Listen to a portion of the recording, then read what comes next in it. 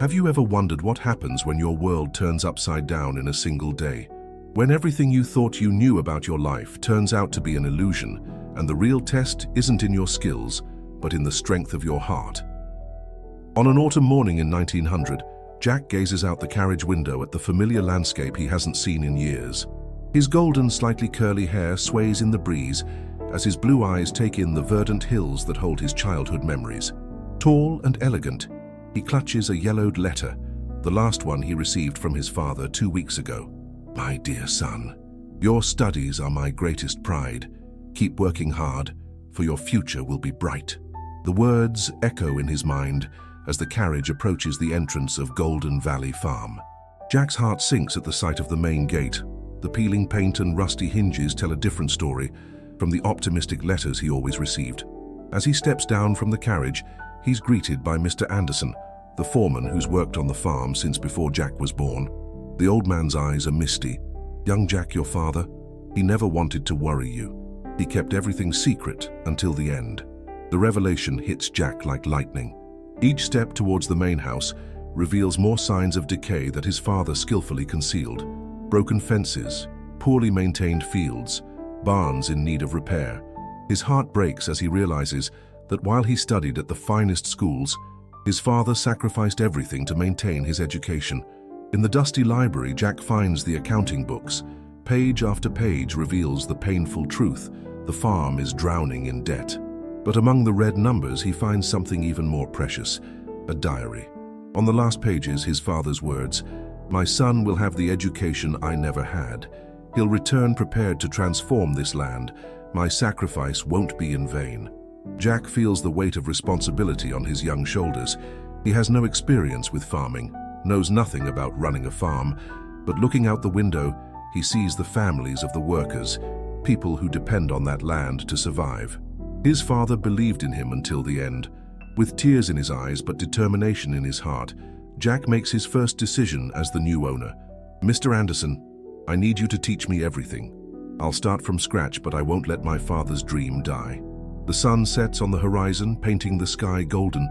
A new journey is just beginning. Dawn finds Jack already up, watching the first workers arrive at the farm from his bedroom window. His reflection in the mirror shows a young man different from yesterday's elegant student. The rolled-up sleeves of his white shirt reveal his readiness for the work ahead. Mr. Anderson waits for him in the yard, his wrinkled face showing a mix of concern and hope. "Where do you want to start, young Jack?" "From the beginning, Mr. Anderson. Show me everything my father used to do." Their first stop is the stable. Jack notices only 3 horses remain of the 20 he remembers from childhood. His heart aches, but he maintains his composure. A gentle mare approaches, and for the first time that day, a soft smile illuminates his angelic face. "Remember Star? Your father never wanted to sell her, even in the toughest times. Said she was your favorite as a kid," Mr. Anderson explains. In the fields, Jack observes attentively as workers explain the crop cycles. His delicate hands, previously accustomed only to books, now touch the earth. One of the younger workers, Mike, approaches shyly. "New boss, you don't need to worry. We'll teach you everything we know." Jack smiles, touched by these people's simplicity and kindness. "I'm no more of a boss than anyone here. I'm just someone who needs to learn." During lunch, sitting under a large tree with the workers, Jack listens to their stories. Each person there had a special memory of his father, how he helped during harvests, always had a word of comfort in difficult times, and maintained hope even when all seemed lost. At day's end, exhausted but determined, Jack sits on the main house's porch. His hands now have the first calluses, but his blue eyes shine with a new light. Mr. Anderson approaches with a cup of coffee. "Your father would be proud, Jack, not for the work itself, but for your humility and learning." "Mr. Anderson, today I learned more than farming techniques. I learned about the true meaning of family. And this farm is a big family, isn't it?" The old foreman smiles, moved. "Your father always said the true value of this land isn't in what it produces, but in the people who make it produce." As the sun sets, Jack makes notes in his own diary. His elegant handwriting records not just the day's practical lessons, but also a profound discovery. His formal education may not have taught him about farming, but it gave him something equally valuable: the ability to learn and the humility to recognize that each person has something important to teach. Night falls over Golden Valley Farm, and with it, the certainty that a new beginning, though challenging, is possible when one has an open heart to learn. Life at Golden Valley Farm begins to take shape. Jack wakes before sunrise, his golden hair still damp from the morning dew. In just 2 weeks, his fair skin has gained a light tan from working outdoors, though he maintains that almost ethereal beauty that makes locals comment he looks like an angel working the land. This morning, however, something is different. Mr. Anderson waits in the living room with a grave expression. In his hands, a letter from the bank. Jack, the bank is demanding payment of part of the debt in 60 days. It's $3,000. The young man feels the weight of the world on his shoulders, but maintains the serene posture inherited from his father. How much do we have in cash, Mr. Anderson? Only $200, son. Jack walks to the window, watching workers already beginning their activities. In his mind, he quickly calculates, even selling what remains of value on the farm, they couldn't gather such an amount so quickly. I have an idea, says Mike, who had just entered bringing the morning reports. The northern fields, those that are abandoned. The soil there is special. My grandfather said it produced the best flowers in the region. Jack's blue eyes shine with new hope. During his studies in the city, he had learned about the growing ornamental flower market. But would it be possible? Mr. Anderson, how long does it take for a flower crop? With proper care, we'd have the first ones in 45 days. But Jack, we'd need all hands available, and we still have to maintain the rest of the farm. Jack gathers all the workers in the yard. With his soft but firm voice, he explains the situation and his plan. To his surprise, one by one, they all offer to work extra hours, some even bringing their families to help. It's not just for the money, says an elderly woman who works in the kitchen. It's because your father would do the same for any of us. The following days are filled with intense work. Jack studies floriculture in the early mornings and works the land during the day. His delicate hands now show calluses of pride, but his gentle smile remains the same. The transformation of the northern field is impressive. Where weeds once grew, organized rows of flower beds now appear. Jack applies modern techniques he learned from books, combining them with the traditional wisdom of the workers. One afternoon, while supervising irrigation, Jack remembers the contacts he made during his years of study. He immediately writes a letter to his former botany professor, asking for guidance and books on floriculture. 2 weeks later, a wagon arrives bringing a box of books, among them a detailed manual on growing ornamental flowers. Jack spends his night studying each page, combining the technical knowledge from books with the practical experience of the farm workers. Look at these modern cultivation techniques, Jack shows the workers, his blue eyes shining with enthusiasm as he displays the book illustrations.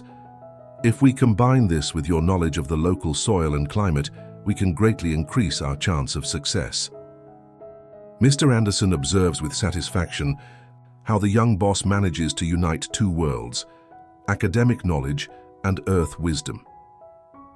It's amazing how things fit together, comments the foreman.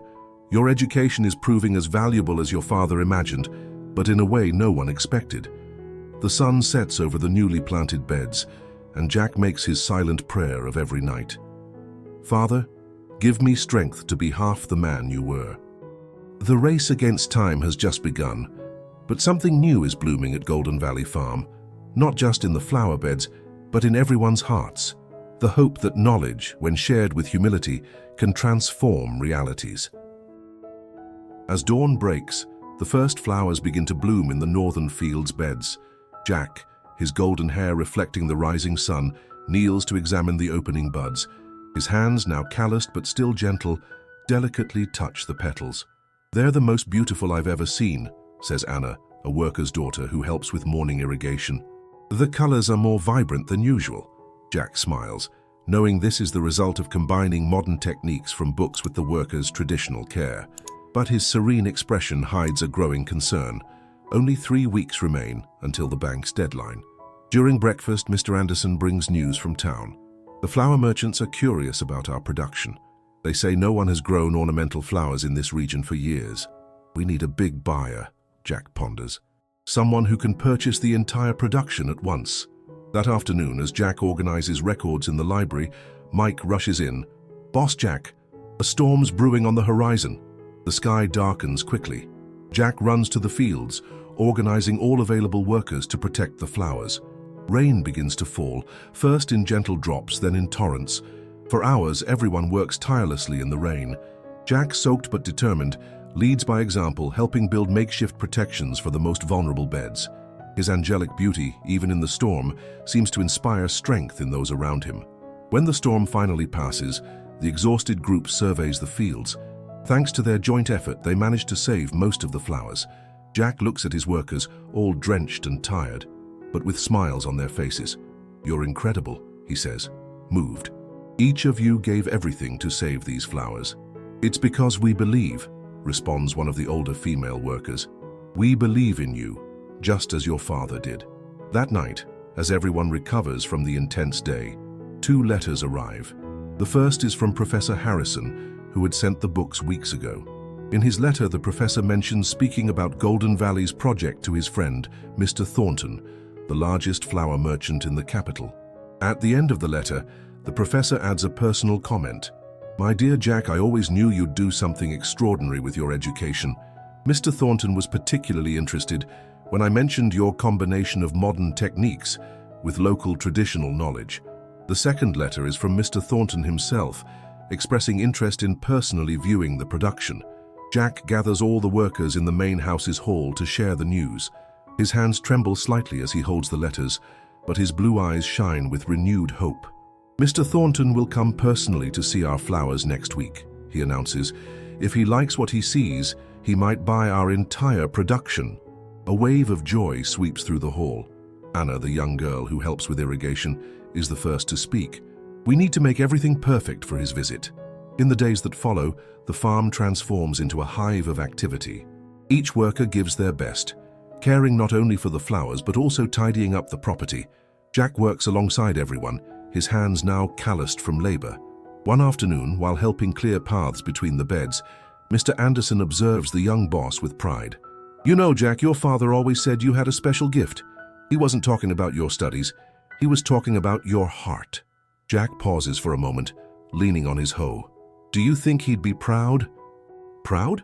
Mr. Anderson smiles. "He was already proud before you proved your worth. Now I'm sure he's somewhere smiling to see how you've united all these people for a common goal." At night, alone in his room, Jack looks out the window at the flower fields glowing under the moonlight. In a week, the farm's fate would be decided, but something inside him had changed. It was no longer just about saving the property.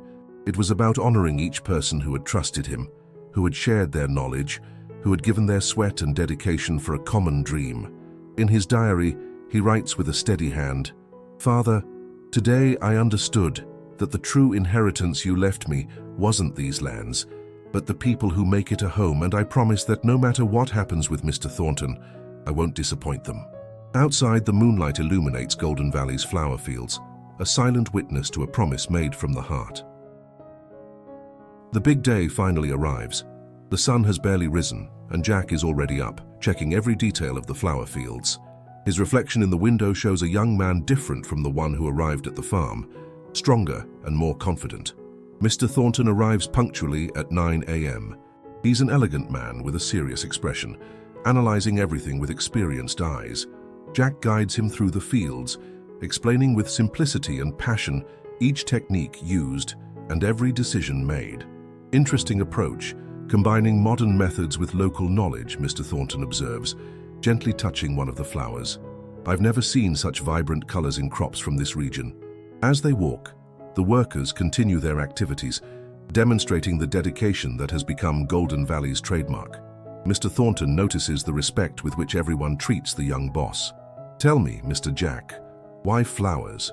With your education, you could have chosen any other more traditional crop." Jack pauses for a moment, his blue eyes shining with contained emotion. "Because flowers represent hope, Mr. Thornton. They remind us that even in the most difficult soils, beauty can bloom. Every person here contributed to this miracle." The merchant smiles for the first time. "You know, young man, I came here thinking about buying flowers, but I found something much more valuable, a story of overcoming and unity. In the library, while discussing numbers, Mr. Thornton makes a proposal that surprises everyone. He not only wants to buy the entire current production, but wishes to establish an exclusive supply contract with Golden Valley. With one condition, he adds, keep this special form of cultivation. The world needs not only beautiful flowers, but flowers that carry a story of hope. That night, the farm celebrates. Jack observes the joy on everyone's faces, feeling his heart overflowing with gratitude. Mr. Anderson approaches with tears in his eyes. Your father was right about you, Jack. Sometimes you need to lose everything to discover what really matters. 6 months have passed since Mr. Thornton's visit. Golden Valley flourishes not only in its fields, but in every aspect. The old mansion has regained its luster, the fences are new, and smiles have returned to the faces of all workers. On an exceptionally beautiful morning, Jack walks through the fields that now extend beyond the northern terrain. His flowers are famous in the capital, known not just for their extraordinary beauty, but for the story of perseverance they carry. Jack, calls Anna, running towards him. There's a group of farmers from the region wanting to speak with you. They say they've come to learn about our cultivation methods. Jack smiles, remembering when he himself knew nothing about agriculture. On the main house's porch, he meets 5 farming families, all with the same glimmer of hope in their eyes that he had months ago. I didn't come here to teach, Jack tells the visitors. I came to share what I've learned from every person on this farm. True wisdom lies in the union between book knowledge and the experience of those who work the land. Mr. Anderson, now recovered from his former sadness, organizes a grand lunch in the yard. There, under the shade of trees, Jack observes how his workers proudly explain to the visitors the secrets of cultivation they developed together. That afternoon, alone in his father's old office, Jack opens the diary where he recorded his journey. On the first page, he reads his old words full of fear and insecurity. On the last, he writes, Father, today I understood that your greatest lesson wasn't in the books you allowed me to study, but in the example you set. True success isn't measured by what we achieve alone, but by what we accomplish together. Golden Valley isn't just a farm. It's living proof that when we unite knowledge with love, even the most unlikely dreams can bloom. Outside, the sun sets over the flower fields, painting the sky with the same vibrant colors that now color the dreams of everyone in Golden Valley. The story of Jack and his farm spreads throughout the region, not as a tale of individual success, but as a testament to the power of unity, humility, and perseverance. And so, on that special piece of land, a new tradition is born, that the true value of a person lies not in what they know, but in how they use their knowledge to elevate those around them. Just like Jack, you may be facing a moment when everything seems lost, where challenges appear greater than your abilities. Perhaps you feel that your education or experience doesn't align with the challenges life presents, or that you're not prepared for the responsibilities that come your way. Our true strength isn't just in what we learn from books or schools, but in our ability to unite knowledge with humility. Remember, the meaning of life is finding your gift, and your purpose is sharing it with the world. Real transformation doesn't happen when we try to do everything alone. It's born when we open our hearts to learn from those around us, when we have the courage to admit we still have much to learn and the humility to ask the right questions. Today, you have the opportunity to look at your own challenges with new eyes.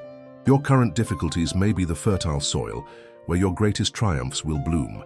Life isn't about finding yourself. It's about creating yourself every day with each choice we make. Remember, it's not our circumstances that define who we are, but how we choose to face them. Each person we meet on our journey is a learning opportunity, each obstacle is a chance for growth, and each new beginning is a possibility for transformation. What you do today can improve all your tomorrows. The world is waiting for your story of overcoming. Believe in the power of your transformation. Now it's your turn. What seeds of transformation do you want to plant in your life? What will be the first step in your journey of personal growth? Share in the comments your hopes, your challenges, and the small victories that are part of your path to overcoming obstacles. If this story touched your heart, leave a like so it can reach others who also need to believe in their potential to start anew. Subscribe to the channel to continue receiving stories that can change your perspective on life, and don't forget to share with that special friend who needs inspiration to take the first step in their own transformation. Together, we can cultivate a community of people who believe in the power of transformation and the beauty of new beginnings. Because in the end, every extraordinary story begins with a simple decision to believe that just like a field of flowers, your dreams can also bloom.